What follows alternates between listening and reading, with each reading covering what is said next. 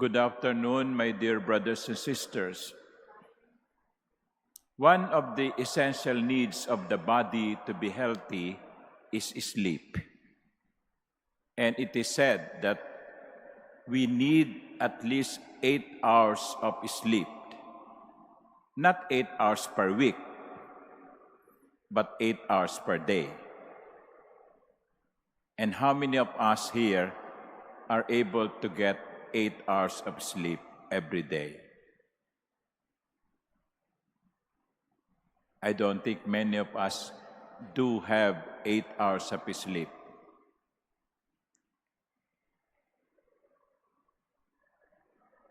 Maybe because of age, we are not able to sleep straight 8 hours. We wake up in the middle of the night to go to the comfort room.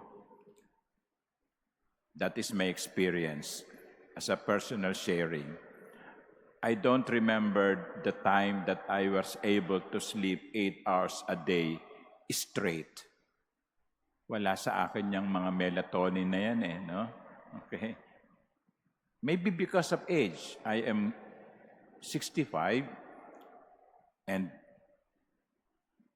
that's part of my aging. Or some of you are not able to get 8 hours sleep because you have so many works. You work during the day, you go to the office, you work in the government offices or private sector, and then when you go home, there's still work to be done. If you are a housewife or students, there are so many assignments, so many exams, so many projects. Some students do not sleep for, say, 2 days because they have something to finish. So we are not able to get enough sleep because of so many things to do. Or others, they are simply stressed out. Ang daming mga alalahanin, ang daming mga pangamba, ang daming takot. They say sleeping is an act of trust.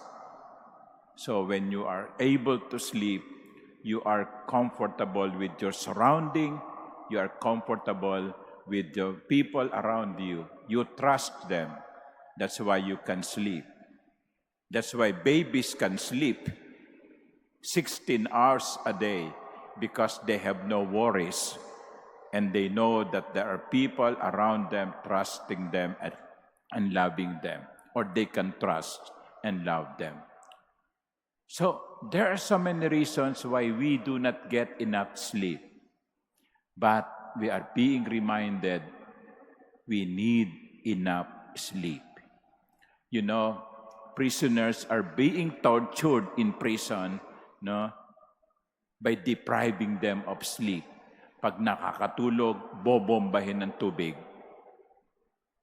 because they know it's a torture. We need rest. But more than bodily rest, we need spiritual rest. There can be no bodily rest. The body cannot rest without the spiritual rest. And this is where Jesus comes. He says, "Come to me, you who are burdened, stressed out, worried, and I will give you rest." Only God, only Jesus can give us rest. If we cannot sleep, pray.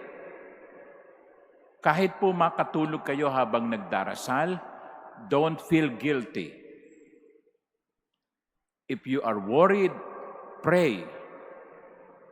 If you have so many things to think about, stop and pray. The cathedral provides you with adoration chapel open during the day with aircon running so that you can spend time. Pag visit na kayo sa boss nyo, okay? Ang dami-daming pinagagawa, Okay? O meron kayong iniisip, come here. Go to the Adoration Chapel because only Jesus can provide us rest. Yung iba kasi kung saan nagpupunta no, punta sa beer house, punta sa casino, no, party. No, they are superficial. They will not give you rest. Only Jesus in the Eucharist, in the Blessed Sacrament, can give us rest. But there is a caution. Resting with the Lord does not mean not doing anything. In fact, the Lord says, "For my yoke is easy and my burden light." No? With the Lord, it does not mean that, wala na pala akong gagawin. Magpapahinga na lang ako. Hindi. Ang sabi ng Panginoon, may ipapapasan ako sa inyo. May ipabubuhat ako sa inyo. But do not worry, my yoke is easy and my burden is light. Why? Why is His yoke easy? Why is His burden light? Because you are doing it for Him. You are doing it for Him. You are not doing it only for your loved ones. You are not doing it as a source of livelihood. Di ba? Minsan may mga ginagawa tayo kasi may bayad. Kasi minsan may ginagawa tayo para sa pamilya. Minsan may ginagawa tayo para sa ating karir. This time, kung may gagawin tayo, ibinibigay ito ni Jesus, gawin para sa Kanya. And that will change our motivation. When I do this, not for anybody else, but for the Lord.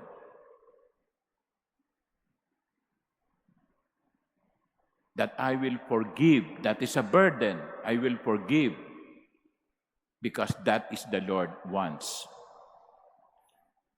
I will be more charitable, which is not easy for me, because that is what the Lord wants. I will reconcile with my family, even if it is difficult for me, because that is what Jesus wants. I will be a source of unity in the family or in the workplace. That is a burden. I am not used to it, but I will do it because that is what the Lord wants. My dear brothers and sisters, when we are tired, we go to the Lord.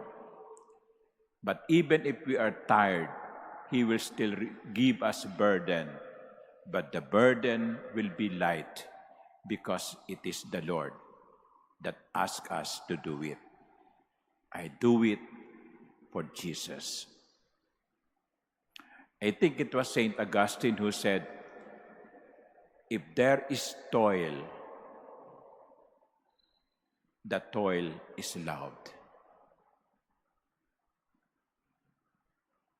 And if there is love, there is no toil. So sabi ni San Agustin, kapag meron daw pag-ibig, walang pabigat. Kung meron mang pabigat, ang pabigat ay iniibig. So, behind all the things that we will be carrying, it will be because of our love for God.